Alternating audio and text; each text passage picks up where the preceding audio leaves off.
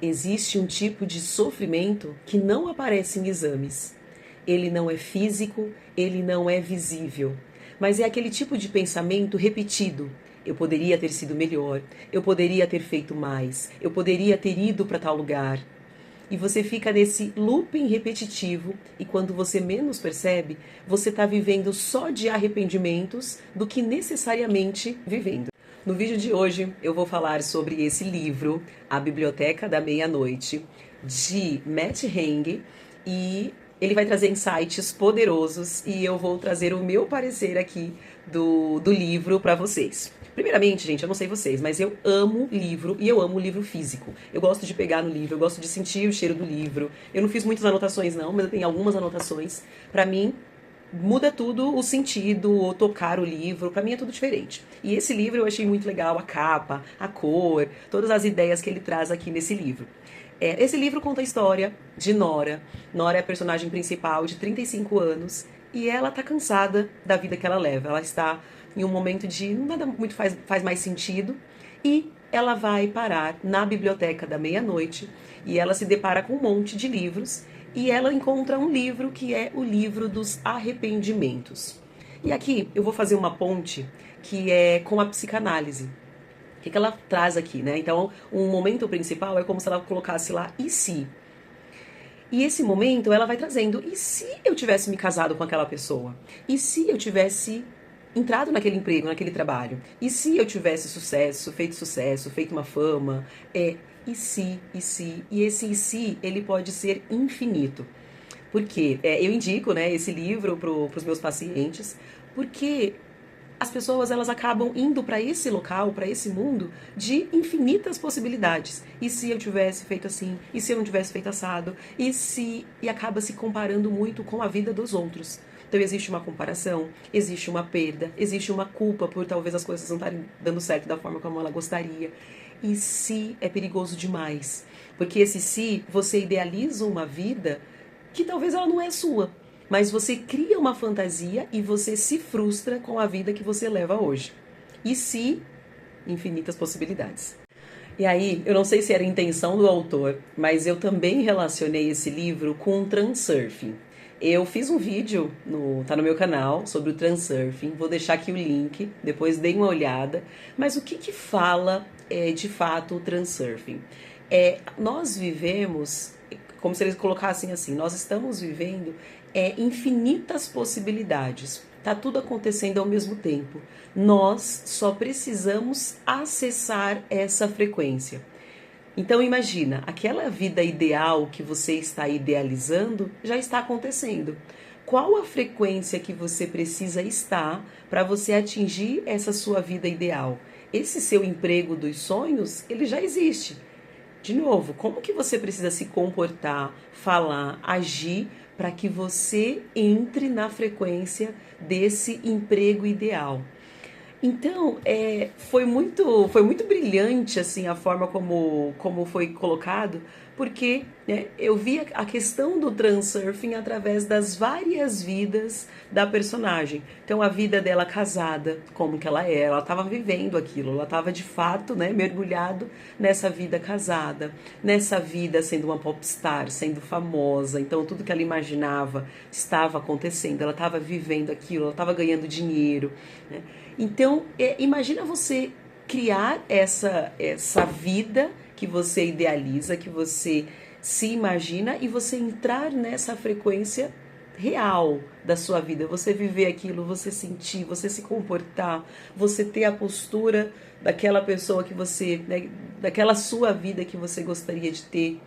Só que isso estava acontecendo aqui, mas num efeito contrário. Aqueles arrependimentos, aquelas culpas, aquelas dores que ela falava, poxa, minha vida poderia ter sido diferente, poderia ter acontecido algo diferente do que aconteceu, né? Então, no momento que ela, né, acreditou nessa versão dela, que era uma versão, vamos dizer assim aqui, né, entre aspas, uma versão fracassada, ela mergulhou nessa versão. Mas e se tiver a versão dela poderosa? A versão dela ali que, poxa, algo que está acontecendo de melhor ali. Então uma forma muito sutil que ele traz, mas as várias possibilidades de você viver a vida que já está acontecendo. Em algum momento já está acontecendo, você só precisa acessar essa vida.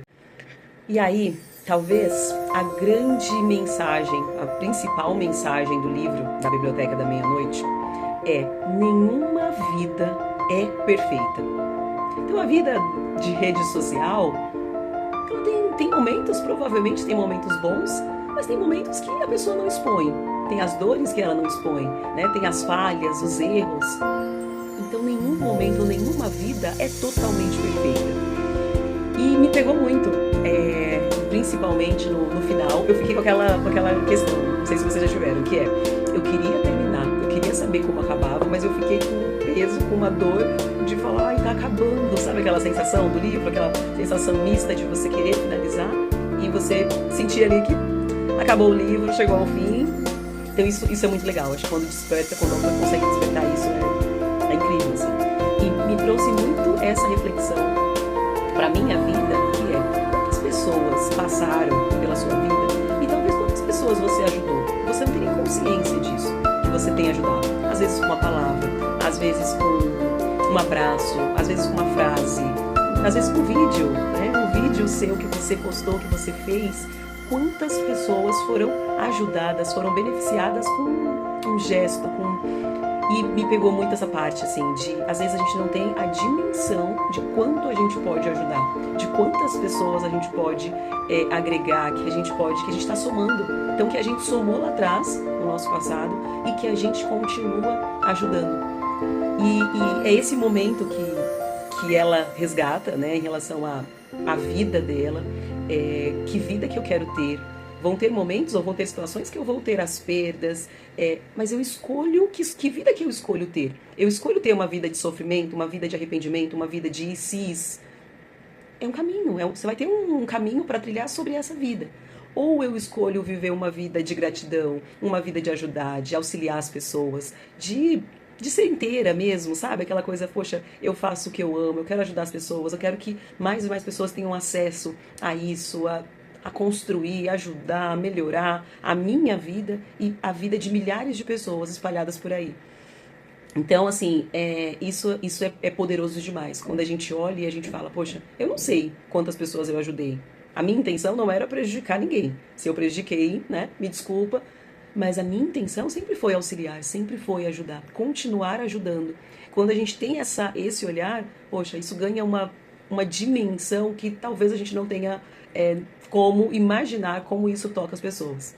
Então, o meu parecer do livro é o melhor possível. Eu achei incrível, eu achei muito com detalhes. Eu achei que foi feito análises assim muito profundas, né? Traz algumas dores, mas o principal, o que eu considerei o principal, não é focar na dor, é focar o que eu faço com essa dor, né? Então, como é que eu posso melhorar? Comenta aqui, ó.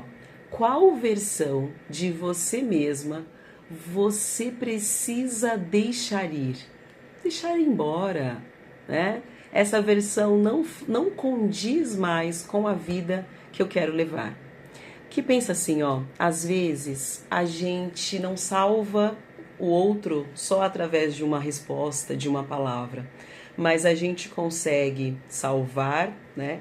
Ajudar, melhorar tantas pessoas quando elas finalmente se sentem compreendidas. Então, eu espero que você tenha gostado desse vídeo. Curte, comenta, compartilha e a gente se vê no próximo vídeo.